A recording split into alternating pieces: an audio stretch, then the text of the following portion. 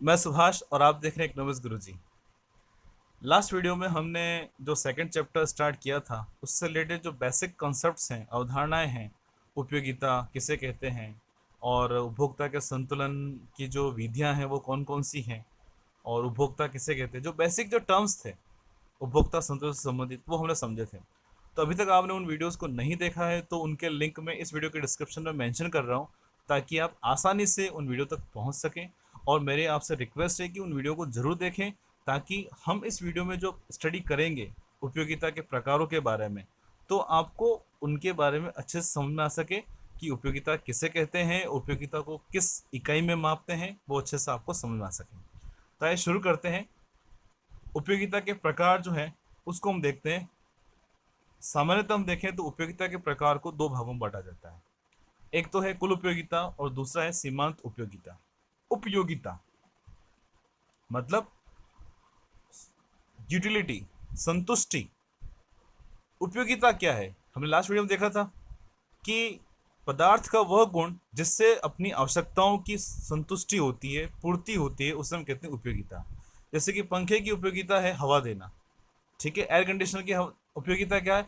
हवा के साथ ठंडी हवा देना, यानी अपने इन्वायरमेंट को वो अपने अनुकूल बनाए रखता है। जो हम इन्वायरमेंट चाहते हैं रूम का, कमरे का, वो बनाए रखता है। उसी प्रकार से साइकिल की उपयोगिता आपको पता है कि वह समय बचाती है और आप आसानी से एक जगह से दूसरी जगह पर पहुंच जाते हैं। और इसी प्रकार से बाईसाइकिल और साइकिल, बाईसाइकिल का यूज़ मैंने आपको बता दिया। इसी प्रकार से मोटरसाइकिल, बाइक का अगर हम यूज़ देखें तो उस कंडीशन उसकी उपयोगिता क्या है कि वो एक जगह से दूसरी जगह हमें आसानी से तीव्र गति से पहुंचा देती है बिना किसी एफर्ट के। साइकिल में तो और भी ज़्यादा पेडल मारने पड़ते हैं, शारीरिक श्रम होता है, परंतु बाइक में क्या है, स्टार्ट की, किक मारी और ये गए एक जगह से दूसरी जगह।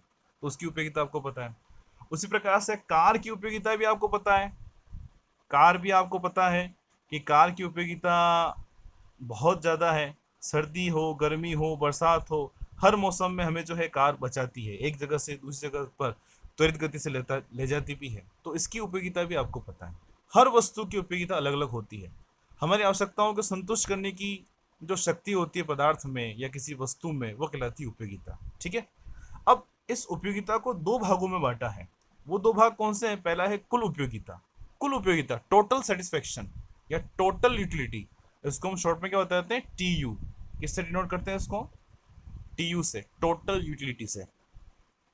तो कुल उपयोगिता है, सिंपल है। हम जितनी भी वस्तुओं को उपभोग करते हैं या फिर एक वस्तु की जितनी भी इकाइयों का उपभोग करते हैं, उससे जो कुल संतुष्टि मिल रही है वो उससे हम कहते हैं कुल उपयोगिता। जैसे कि कोई उपभोक्ता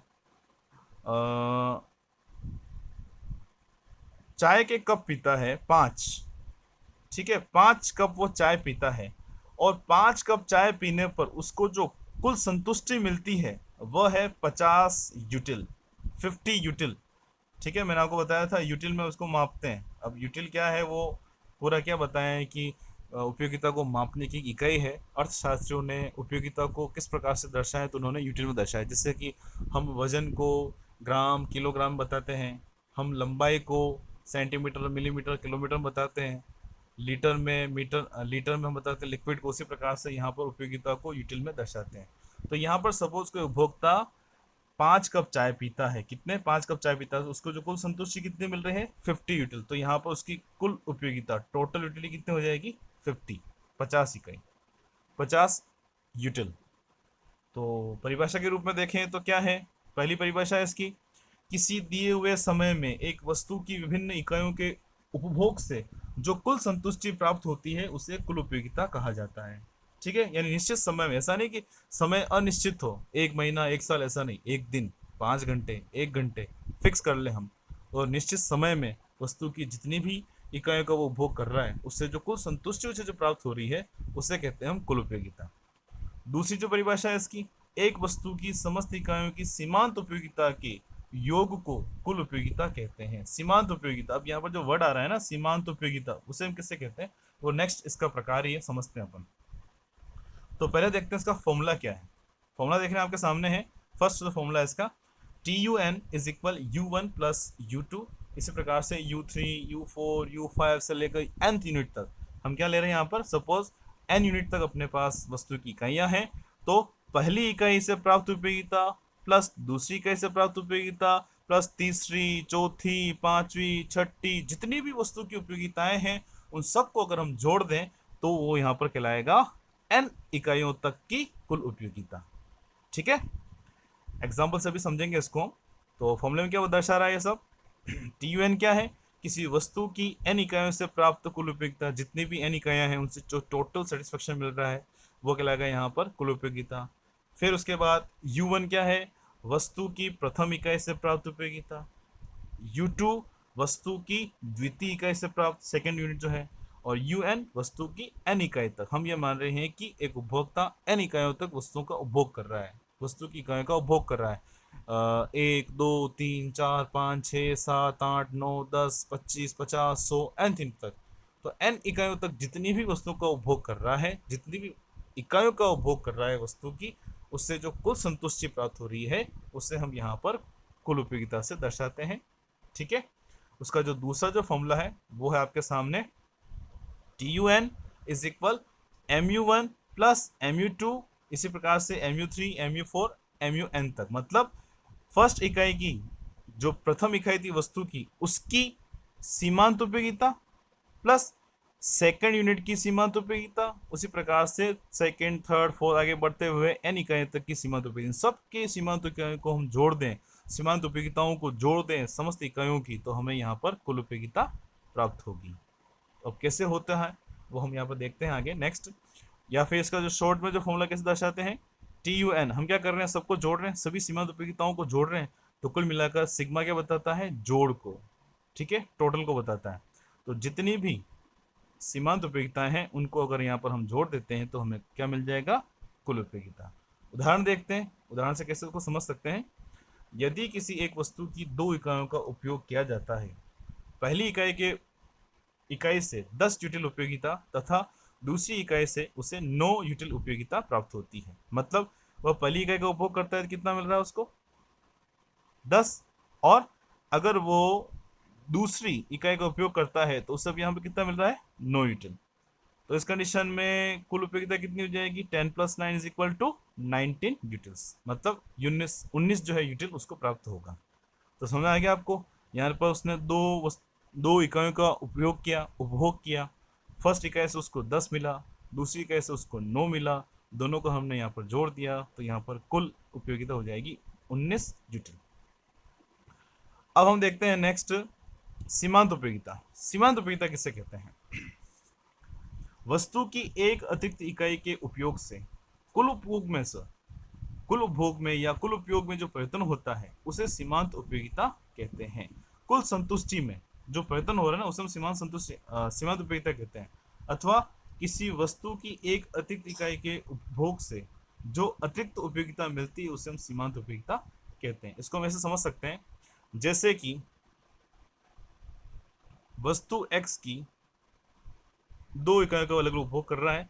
अगर वह 10 इकाई का उपभोग करता है उपभोक्ता, तो उसकी जो कुल उपयोगिता है वो है 40 यूटिल। और जैसे ही उसने 10वीं से 11वीं यूनिट इकाई का उपभोग किया तो उस कंडीशन में उसको जो कुल उपयोगिता मिल रही है, टोटल सेटिस्फेक्शन है, टोटल यूटिलिटी है, वो हो जाता है 50।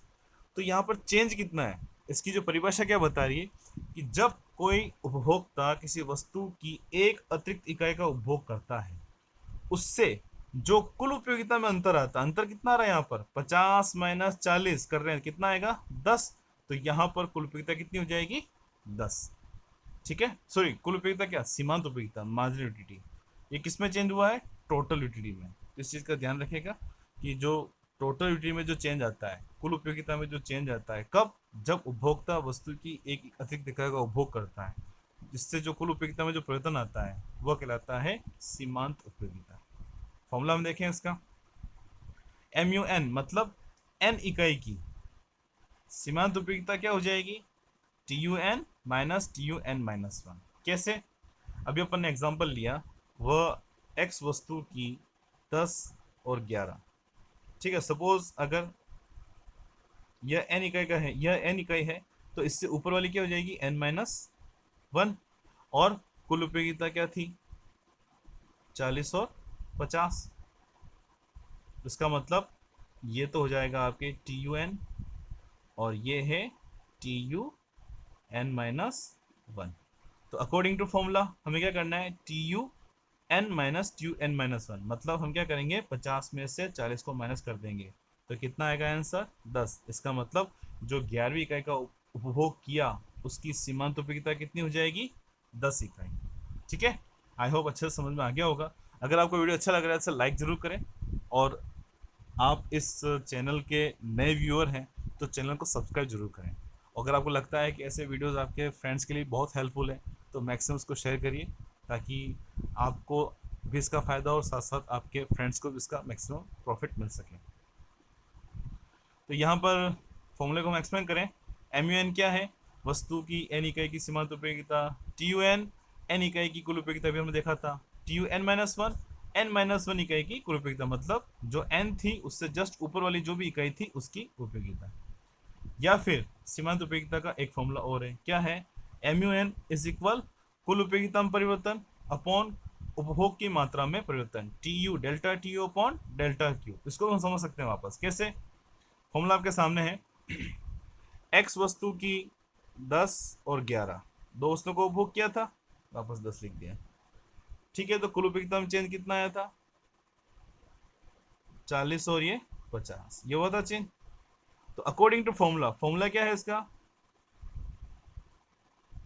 देख रहे हैं formula, delta TU upon delta Q। Delta मतलब परिवर्तन, जैसे कि कुल उपयोगिता में परिवर्तन कितना आया है 10 का, ठीक है, 50 माइनस 40, और वस्तु की इकाई में कितना परिवर्तन है 1 का, तो हम दोनों को डिवाइड करेंगे तो आंसर क्या आ जाएगा 10। तो इस तरीके से हम इसको निकाल सकते हैं।